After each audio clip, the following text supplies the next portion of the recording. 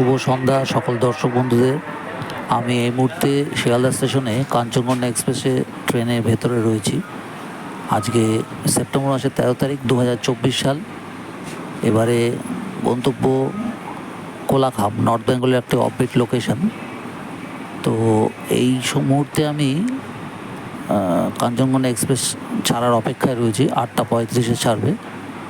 আগামীকাল সকাল 9টা 20-তে পৌঁছবে নিউমাল জংশন। সেখান থেকে আমরা গাড়ি করে বেরিয়ে যাব কোলাখামের উদ্দেশ্যে। ট্রেন সঠিক সময়ে ছাড়ার পরেই আমরা ডিনারটা সেরে নিলাম। ডিনারে রয়েছে আমাদের মেথি চিকেন, রুটি আর সঙ্গে আলুর দম ও মিষ্টিও। আমরা খেয়ে খুব তাড়াতাড়ি শুয়ে পড়ব, আবার সকালে দেখা হবে। Good morning. ট্রেন এখন দাঁড়িয়ে আছে আলোয়াবাড়ি রোড স্টেশনে। বাইরে বৃষ্টি হচ্ছে। আমাদের গন্তব্য নিউমাল জংশন। আশা করি ট্রেন মোটামুটি টাইমেই পৌঁছবে নিউমাল জংশনে।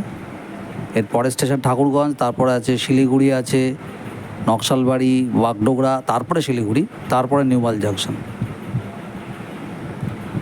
এই হচ্ছে ট্রেন থেকে বাইরের দৃশ্যটা। ভালোই গতিতে ছুটছে আমাদের ট্রেন।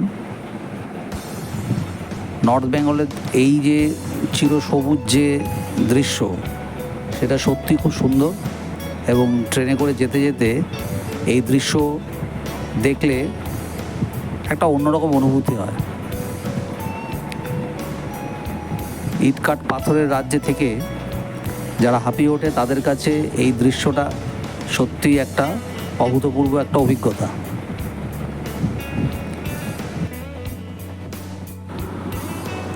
এখন সকাল 7টা 5। আমরা এই মুহূর্তে এই স্টেশনটার ওপর দিয়ে ক্রস করছি। এই স্টেশনটা ঐতিহাসিক দিক থেকে অনেকটা গুরুত্বপূর্ণ, কারণ 70-এর দশকে এখানে এই এলাকা জুড়েই একটা খুব ঐতিহাসিক গুরুত্বপূর্ণ একটা মুভমেন্ট শুরু হয়েছিল, যা কিনা নকশালবাড়ি মুভমেন্ট নামে পরিচিত। এবং যথারীতি স্টেশনটা হচ্ছে আমাদের নকশালবাড়ি স্টেশন। এই নকশালবাড়ি স্টেশনটা আমরা এই মুহূর্তে পেরিয়ে যাচ্ছি। ট্রেন একটু স্লো হয়ে গেল। পরবর্তী স্টেশন আমরা যাব সেটা হচ্ছে বাগডোগরা স্টেশন। আমরা নকশালবাড়ি স্টেশনটা ধীরে ধীরে পেরিয়ে গেলাম। এবার আমরা ঢুকছি বাগডোগরা স্টেশন। এই বাগডোগরা স্টেশনের খুব কাছেই রয়েছে বাগডোগরা এয়ারপোর্ট। একদম স্টেশনের কাছাকাছি। আমরা বাগডোগরা স্টেশনটা পেরিয়ে গেলেই সেটা দেখতে পাবো। খুব একটা জমজমাট স্টেশন নয়, কারণ স্টপেজও নেই। ওই যে দূরে দেখা যাচ্ছে এয়ারপোর্ট, আর এরোপ্লেনও আমরা দেখতে পাচ্ছি দূরে। বাগডোগরা ছাড়িয়ে গেলে এবার আমরা পরের স্টেশন ঢুকবো শিলিগুড়ি স্টেশন। এই মুহূর্তে শিলিগুড়ি স্টেশনে আমরা পৌঁছেছি। ট্রেন থেমেছে এখানে। এখন প্রায় 8টা 15 মতো বাজে। জমজমাট স্টেশন। এখান থেকে নর্থ বেঙ্গল অনেক অফবিটে যাওয়া যায়। শিলিগুড়ি স্টেশন ছাড়িয়ে যাওয়ার পরেই আমাদের বাইরের যে দৃশ্যপটটা একটু পরিবর্তন হচ্ছে। আমরা এখানে চা বাগানের ক্ষেত দেখতে পাচ্ছি। পুরো বিস্তীর্ণ এরিয়া জুড়ে চা বাগান, তার সঙ্গে তো সবুজ গাছপালা রয়েছে। ট্রেন যথেষ্ট স্পিডে যাচ্ছে। ধীরে ধীরে আমরা ফরেস্ট এরিয়ার মধ্যে দিয়ে এগিয়ে যাব।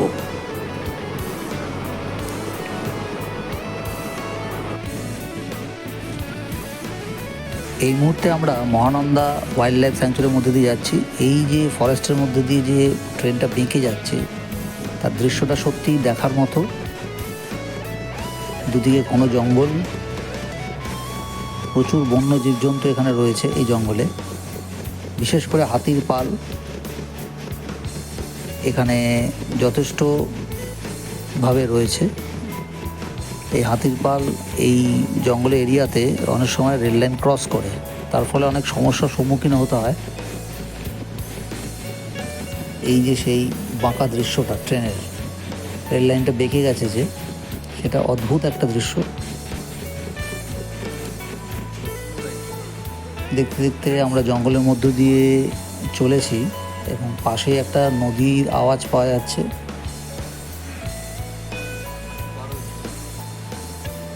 এই জঙ্গলটা একটু কিছুটা ক্রস করলেই আমরা দেখতে পাবো নদীটা। এই যে সেই নদী, এই নদীটার নাম হচ্ছে নন্দী নদী। আমরা রেল ব্রিজের ওপর দিয়ে বেরিয়ে যাচ্ছি রিভারটাকে ক্রস করে। এটাই হচ্ছে নন্দী নদী।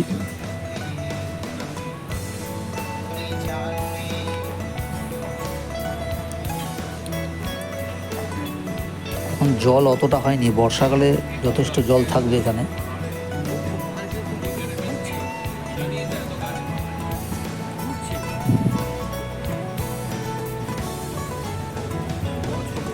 এই নদী ক্রস করে আমরা আরও এগিয়ে চললাম। পরবর্তী আমাদের গন্তব্যস্থল নিউমাল জংশন স্টেশন। তার আগে আমরা আরও দুটি নদী আমরা অতিক্রম করব। এরপরই আসছে তিস্তা নদী। তিস্তা নদীতে কিন্তু যথেষ্ট জল, এবং দূরে ওই যে ভি অংশ দেখা যাচ্ছে, ওখান থেকে একটা ব্রিজ দেখা যাচ্ছে, ওটাই হচ্ছে বিখ্যাত করোনেশন ব্রিজ। যদিও ক্যামেরায় ভালো করে ধরা যাচ্ছে না, খালি চোখে তাও কিছুটা দেখা গেছে। দারুণ দৃশ্য।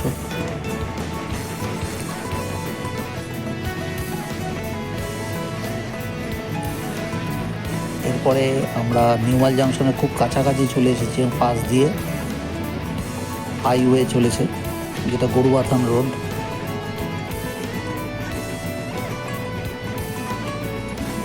এরপরে আরেকটি নদী আমরা ক্রস করব।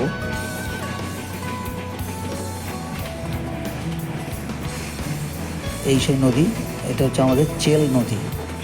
এই চেল রিভার ক্রস করে আমরা ধীরে ধীরে নিউমাল জংশনে প্রবেশ করব। এই মুহূর্তে নিউমাল জংশন স্টেশনে আমরা নেমে পড়েছি। এখন সকাল 9:20 বাজে। মোটামুটি টাইমেই পৌঁছে দিয়েছে ট্রেনটি। আমরা বাইরে গিয়ে আমাদের গাড়িতে যথারীতি উঠবো, হোমস্টে থেকে যেটা এসেছে যে গাড়িটা। আমরা নিউমাল জংশন স্টেশনের প্ল্যাটফর্ম থেকে বাইরে বেরিয়ে যেখানে গাড়িগুলো থাকে সেই জায়গাটায় এসেছি আমাদের গাড়িটা খুঁজে বার করার জন্য। ড্রাইভারকে আমরা ফোন করে নিয়েছি। এনজিবি স্টেশনের মতো অতটা জমজমাট না হলেও কিছু গাড়ি আছে ট্যুরিস্টদেরকে পিক আপ করার জন্য। আমাদের হোমস্টে থেকে আগেই পাঠিয়ে দেওয়া হয়েছে গাড়ি। এবার গাড়িটি খুঁজে বার করছি আমরা। ওই দিকে আছে। এই হচ্ছে আমাদের গাড়িটা, বোলেরো গাড়ি। আমরা এবারের ট্যুরে রয়েছে আমি এবং আমার সঙ্গে আরও 4 জন আমার কলিগ। আমরা গরুবাথান রোডটা ধরেই চলেছি, যেটা লাভার দিকে যাচ্ছে। আমরা ডামডিম হয়ে সোজা বেরিয়ে যাব। এই বাঁদিকে সমস্ত ডিফেন্স এরিয়া।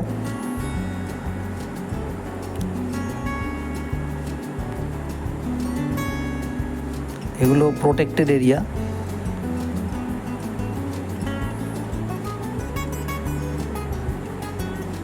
প্রচুর ফাঁকা জায়গা এবং ডিফেন্সের সমস্ত ডিপার্টমেন্টগুলো এখানে রয়েছে।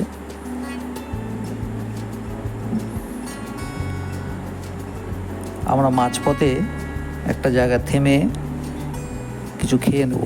আমরা রেস্টুরেন্টে এসে গেছি, একটা ছোট মিষ্টির দোকান কাম রেস্টুরেন্ট। এখানে একটু আমরা হিঙের কচুরি, তার সঙ্গে ঘুগনি আর একটু মিষ্টি দিয়ে আমরা টিফিনটা সারলাম। এবার খেয়ে দিয়ে আমরা আবার এগিয়ে যাব। এখন আমরা পাহাড়ি রাস্তায় এখনো এসে পৌঁছইনি।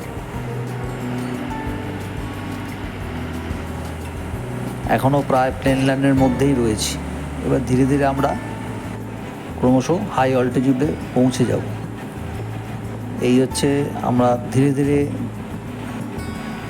পাহাড়ি রাস্তার দিকে উঠছি। বাঁদিকে চা বাগান। আমরা মাঝপথে চেল নদীর যে ফলসটা রয়েছে সেখানটা এসে গেছি। এখানে কিছু রেস্টুরেন্ট আছে, সেখানে আমরা একটু টি ব্রেক করে নিলাম এবং চারিদিকে দৃশ্যটা দেখে নিচ্ছি। এইখান থেকে ওপর দিয়ে উঠে যাওয়া যায় ফেরার সময় আমরা এখানে আবার কিছুক্ষণ থামবো এবং ফেরার দিন আমরা এখানে লাঞ্চটা করে নেব।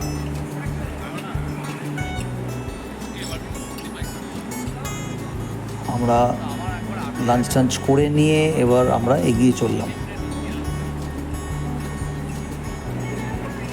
যেতে যেতে মাঝপথে যথারীতি বৃষ্টি, সেপ্টেম্বর মাস, আমরা বৃষ্টির মধ্যে পাহাড়ি রাস্তায় যাওয়ার একটা আমেজ আলাদা।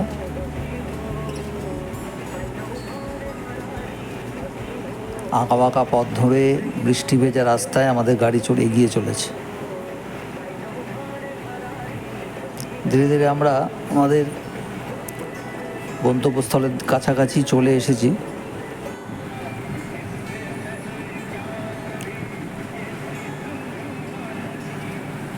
যাওয়ার পথে একটা টার্ন আছে, সেই টার্নে আমরা রাইট টার্ন নিয়ে আমরা এগোবো।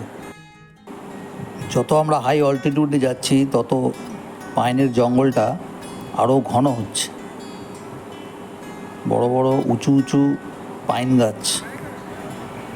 আমরা মেন রোড থেকে ডান দিকে টার্ন নিয়ে একটা রাস্তায় উঠলাম, কিন্তু রাস্তাটা খুবই বাজে অবস্থা। এখন বর্ষা, তো বর্ষায় জলে রাস্তা নষ্ট হয়েছে।